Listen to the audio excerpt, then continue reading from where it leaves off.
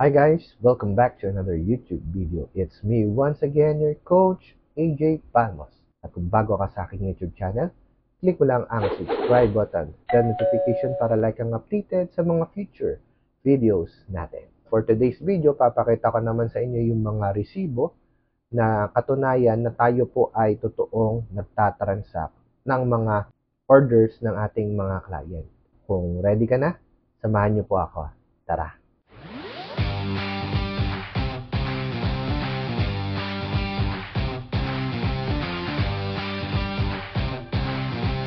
Unahin na po natin yung mga proof of payments. Paano po ba ako nagre-receive ng mga payments ng aking mga client dito sa Sante International? Unang-una po is through cash payment. Iba po, pagka minute ko po in person, lalo na sa office, so ang payment namin is always cash basis.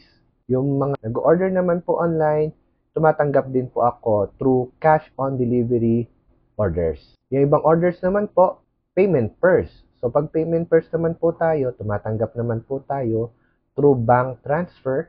Meron po akong BPI, BDO, and China Bank. So, dyan po sila nagde-deposit ng payment. Sinasend lang po sa akin yung proof of payments and then dino-double check natin. Tsaka tayo nagpapadala ng produkto. Yung iba naman po, through GCash po yung pinaka-mabilis at pinaka-madaling transactions. So, yung papakita ko po sa inyo mga evidence ngayon is mga resibo mismo ng mga transactions natin from our trusted partners.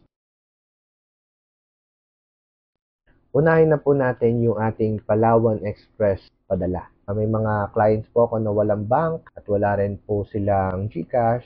So, nagde-deposit po sila sa akin through Palawan Express. So, kinukuha ko lang din po ito sa Palawan Express outlet and then na-encash ko na po yung kanilang padala.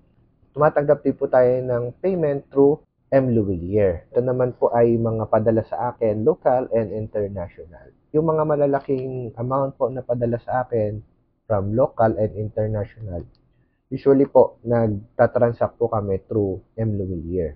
M. Louvillier, marami silang pondo at kaya nilang mag-release up to 100,000 per single transaction. Another local payment po sa atin is through Cebuana Louvillier. Sa Cebuana Louvillier naman po, pag walang bangko, walang GCash, so nagde-deposit po sila sa akin through Cebuana Louvillier. So ito po yung mga transactions natin from Cebuana Louvillier. Pagdating naman po sa international, nagpapadala rin po sila through Western Union. O pag nagpapadala sa akin from America, Canada, Asia, so ito po yung ginagamit natin. So, pag meron akong mga transactions po, dito ko po kumukuha kay Western Union. Safe din po dito. Okay? At pwede rin po dito mag-claim ng malalaking value ng padala. Next nating di-discuss yung mga resibo natin from different banks. Yung pinaka-common po is BPI. So, ito po yung mga resibo natin from BPI and kasama na po dito yung receipt natin from Security Bank. Meron din po tayong receipt from China Bank. Ito po yung resibo natin sa BDO and Union Bank. Naman po yung mga resibo natin sa Citibank. Napakita ko po itong mga proofs na to, katunayan na talagang meron tayong bank account at tayo po ay nagpa-process ng mga orders at tumatanggap din ng pera through banks. Ang next na ipapakita ko naman sa inyo is yung mga resibo natin ng mga padala, yung mga proof of delivery. So, every time na magpapadala, meron po yung resibo na katunayan na tayo po ay nagpadala sa kanila. Unahin na po natin yung pinaka-basic, yung ating LBC. Ito po yung ilan sa mga resibo kolekta natin from LBC. Actually, konti na lang po ito kasi marami na po akong naitapo ng mga lumang resibo. Kasi nabubura po siya. Kaya yung iba po, hindi ko na po siya iniipon pag sobrang dami na. Meron din po tayong transaction sa JNT. So, ito po yung kanyang pinaka-resibo. Parang sticker po siya. Konti lang yung resibo natin sa JNT kasi recent lang po ako nag-start mag-transact sa GNT pag talagang walang delivery ng LBC or JRS sa lugar nila. So, GNT po yung ginagamit natin pagka mga remote area. Ito naman po yung transaction natin sa post office. So, ito po for international market. Usually, nagagamit ko po siya pag within Asia, pag malalapit lang po. Ito po yung trusted courier natin, si PhilPost.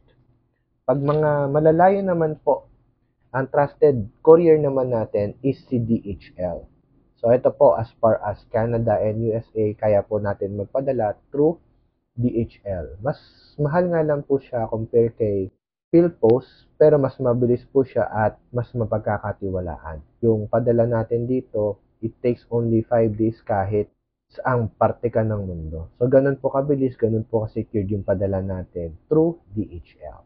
And last but not the least, ito po yung konting resibo natin from JRS. Yung iba po kasi naitapon na natin kasi yung iba sobrang luma na. So, ito po yung mga recent na naipon natin. I think ito po ay 2 or 3 years pa lang na naiipon. Gusto natin ipakita yung ating proof of delivery sa ating mga clients. Kasi yung iba, nagwo-worry sila kung totoo bang hindi sila ma-scam pagdating dito. Lagi ko pong sasabihin sa inyo, hindi ko kayo ma-scam pag kami po ang kausap ninyo. So, ito po, mga proof lang po natin na talagang totoong nagtatransact tayo sa iba't ibang trusted courier partners natin. Katunayan lang po ito na tayo po ay totoong nagninegosyo dito sa Santi International. At hands-on po talaga ako pagdating sa mga transactions ko na ito. Para nasisecure ko na yung mga clients ko is bibigyan ng magandang service natin. Konting reminder lang po para sa lahat. Kung kayo po ay magtatransact, especially sa mga produkto katulad ng product ng Santi International, always choose dun sa trusted person or trusted business owners na pag-orderan ninyo. Very important po kasi na yung pagkukuhanan mo ng product is hindi lang siya basta legit business owner, bagkus meron po siyang expertise pagdating sa produkto at negosyo na hinahanap po ninyo. Pangalawa, kung kayo naman po ay merong health problem or meron po kayong goal, lalong-lalo na pagdating sa produkto or negosyo, make sure na nagkakaroon po kayo ng good communication with your sponsor, kakaroon kayo ng follow-up and follow-through para po yung gusto ninyong marating or ma-achieve ninyo the fastest way. And always, makinig po tayo palagi sa ating mga leaders, sa ating mga coaches, sa kanilang mga advice and guide. Kasi ang iniisip lang naman din po niyan is yung kapakanan po para sa inyo. Ako po as coach, tinuturing ko po yung aking mga clients as a student. Kasi kung lumapit kayo sa akin for business, tuturuan kita about business. Lumapit ka sa akin para sa produkto, tuturuan kita sa produkto. Pero kung ang isang estudyante ay hindi pumapasok, hindi nagre-recite, hindi nagpapasa ng project, hindi pumapasa sa mga exam, paano siya papasa dun sa gusto niyang graduation day? Dito rin po, tinitingnan po natin bawat isa as parang student na kung meron kang gustong ilapit, dapat gagawin mo rin yung part mo as client namin. Kasi kahit gaano kagaling ang isang professor, hindi naman ready ang estudyante para matuto. Babagsak at babagsak po yun kasi walang commitment yung estudyante. The result depends on your action and your performance. So, ang kaya namin itulong is gabayan po kayo, pero yung performance and actions, nakadepende po yan sa inyo. And that's it for this video. Sana po nakita ninyo yung ating mga proof of transactions natin dito sa Santi International. Magtiwala po kayo sa amin dahil hindi po namin kayo lolokohin at di po namin kayo bibiguin sa inyong pagtitiwala sa amin. Maraming salamat po sa inyong oras. Once again, my name is Coach AJ Palmos and see us again on our next video. God be the glory. Bye-bye.